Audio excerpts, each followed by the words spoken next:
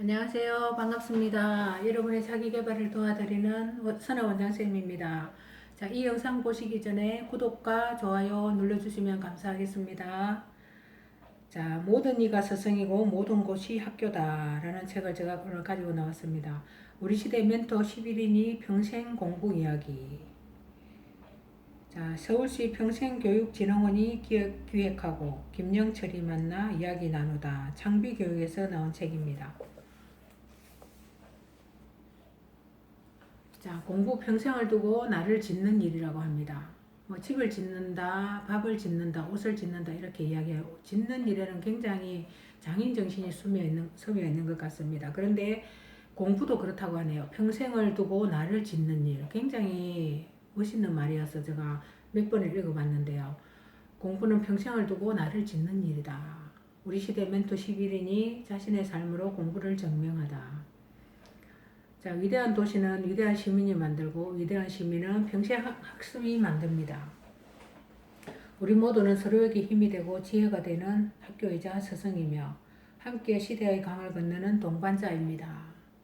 지금 당신 앞에 놓인 절망의 강을 희망의 강으로 바꾸고 싶다면 우리 시대 스승들의 평생 공부와 삶의 정수가 담긴 이 책을 펼쳐보시기 바랍니다. 박원순 서울지장께서 하신 말씀이네요. 자, 이 책이 학교다. 이 학교에 있는 11명의 스승들은 무엇을 가르치려 하지 않는다. 다만 사유와 말이 가지런히 놓인 길을 하나씩 만들어낼 뿐이다. 이 길 위에서 우리가 배우는 것은 지식이 아닌 삶이다. 라고 합니다. 그래서일까 책을 덮어도 이 길은 끝나지 않는다. 끝도 없이 깊어진다. 박준 시인께서 하신 말씀이네요. 자, 여기서 공부라는 말을 제가 정확하게 저도 이 책에서 배웠기 때문에 읽어봤기 때문에 여러분에게 한번 읽어드리겠습니다. 공부는 공자가 장인 공자입니다. 물건을 만드는 사람을 뜻하는데 하늘과 땅을 연결하여 통합적으로 인식한다는 뜻이 들어있습니다. 부자에는 하늘과 땅을 연결하고 통합하는 주체가 사람으로 되어 있고요. 갑골문에는 호미 같은 게 공자이고 부자는 사람으로 표식되어 있습니다. 라고 하네요. 사람이 농기구를 가지고 생산한다는 의미이지요. 결국 참된 공부는 사람이라는 주체가 먹고 살기 위해서 하는 거라는 뜻입니다. 근대적 세계관에는 세계가 주체인 나와 관계없이 객관적으로 존재한다는 인식이 있는데 그건 잘못된 겁니다. 그런 세계는 없어요. 나라는 주체가 먼저 존재한 뒤 세계와 관계를 맺음으로써만 세계가 재우승되는 것이지요. 천지인, 그러니까 하늘과 땅과 사람이 서로 통합되어야 참된 공부가 되는 것입니다. 여기서 천은 진리를 뜻하는 진이고 지는 모든 걸 길러내는 땅으로 선에 해당됩니다. 이 두 개를 조화시키는 사람 인이 주체적인 능력이 미이고요. 이렇게 진선미를 통합하는 게 진정한 공부입니다. 라고 하네요. 자, 머리를 이해하는 게 소위 말하는 합리주의적 사고입니다. 그런 공부는 텍스트에 밑줄 치고 암기하면서 하는 건데 크게 어렵지 않아요. 가슴에까지 와닿아야 하는 건 공부 대상에 대한 공감과 애정으로 나아가야 진정한 공부라는 뜻입니다. 처음 5, 6년 감옥살이 할 때 함께 징역 사는 숱한 사람들로부터 수많은 이야기를 들으면서 그 사람들을 대상화하거나 분석하곤 했지요. 차츰 저 사람 부모 같은 사람 만나 저런 인생의 역정을 거쳤으면 똑같은 죄명으로 감옥에 앉아 있었겠구나 하는 생각이 들더라고요. 대상화하고 분석하는 근대적 인식들이 조금씩 깨져 나갔던 것이죠. 그 사람들과의 공감과 애정 이런 게 생기면서 내 공부가 가슴에까지 온 것입니다. 스스로 대단한 발전이라고 여겼지요. 근데 여기서 한 걸음 더 나아가야 합니다. 담론에도 썼듯이 감옥에서 집을 그리는데 책을 읽으며 머리로만 공부했던 나는 지붕부터 그려 나간 반면 같이 징역을 살았던 목수 노인은 집을 짓는 순서 그대로 주춧돌부터 그리더군요. 바로 여기에 중요한 점이 있습니다.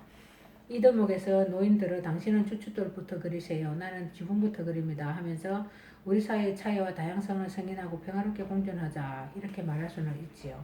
그럴듯한데 이건 말이 안 되는 소리입니다. 서구 근대사회가 도달한 최고의 윤리가 공존과 톨레랑스인데 톨레랑스에는 강자의 패권적 사고가 스며 있습니다.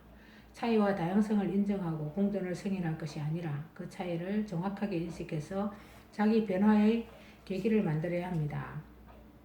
차이란 것은 자기 변화의 교훈입니다. 이런 변화를 위한 실천으로까지 나아가야 진정한 공부라는 겁니다.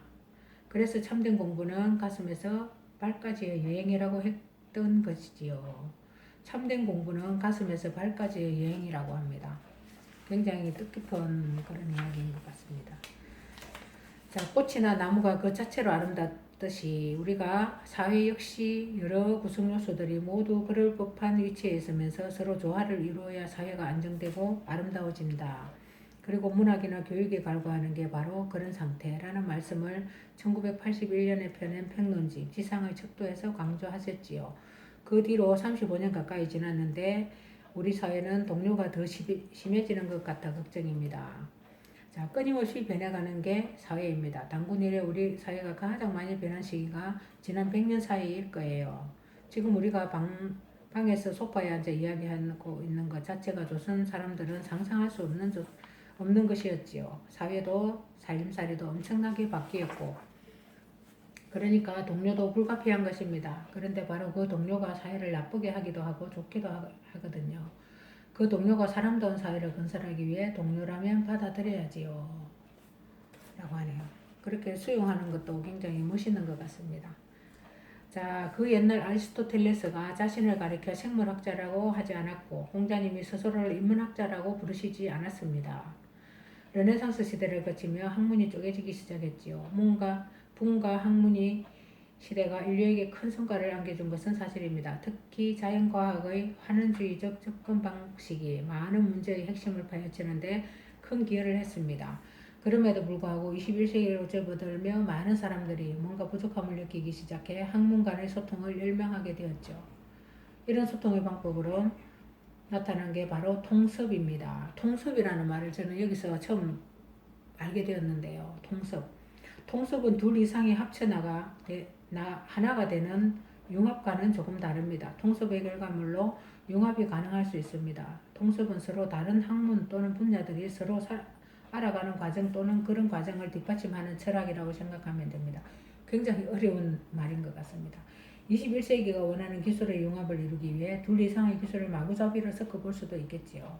성공 확률은 지극히 낮겠지만 해볼 수는 있습니다. 하지만 그보다는 통습적 융합, 즉 두 가지 분야가 서로를 알아가는 과정을 충분히 거친 다음 융합을 시도하면 성공할 가능성이 훨씬 높은 건 당연하겠지요. 이처럼 이제 학문 간 경계를 낮추고 넘나들 필요가 있습니다. 이것이 바로 제가 생각하는 통섭의 시대입니다. 라고 합니다. 통섭이라는 말을 여기서 처음 듣고 제가 좀 자세하게 읽었습니다. 통섭이 뭔지. 융합과는 조금 다른 개념이라고 하니까 더 깊은 개념이 아닌가 그런 생각이 들었습니다. 자, 다들 오만해서 학습을 멈춘다고 합니다. 오만해서 사람들은. 얼마나 공부를 안 하면 이런 말이 나왔겠습니까? 대학 때 잘못 만난 선배의 정치적 성향에 따라 그 사람의 정치적 성향도 결정된다. 선배를 만나 그때 이후로 공부를 안 하는 거지요. 진보 진영 내에서 헤게모니 다툼으로 외부의 적보다 내부의 적을 더 적대시하고 자신의 전공 분야에 따라 모든 문제를 자기 전공에 맞춰 아주 인수격으로 해석하려 해요. 각자 정책을 쌓고 있는 거지요. 그러니 대중들의 동의를 이끌어내기 힘들고 그러니까 진보 진영이 지리멸렬해지는 것입니다. 라고 하네요.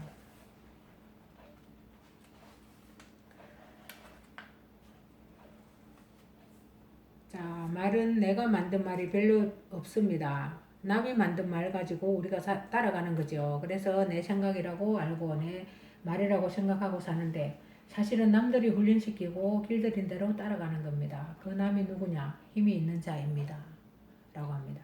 이긴 자입니다. 지배하는 자입니다. 권력이든 돈이든 지식이든 명망이든 다 똑같습니다. 우리가 지식은 돈이나 권력이 아닌 것처럼 살짝 외면하려고 하지만 돈이 있으면 권력이 되고 권력이 명망이 되고 명망이 있으면 그 사람이 하는 말이 지식이 됩니다. 지식도 똑같습니다. 인간들은 기억된 걸 아는 거라고 착각합니다. 제가 배우하려고 철학과에 들어갔는데 한 학기 내내 교수님이 누가 뭐라고 했다, 누구는 뭐라고 했다라며 가르치는 거예요. 이게 무슨 생각입니까? 전부 기억한 걸 가지고 심지어 답까지 외워서는 그걸 아는 거라고 이런 걸 철학이라고 착각하는 겁니다. 라고 하네요. 자, 여기서는 물음하고 답하고 이렇게 계속 이어지는 것 같습니다. 그렇게 사람들이 11명들이 자기들만의 어떤 그 공부에 대해서 이야기하고 평생 공부에 대해서 이야기하고요.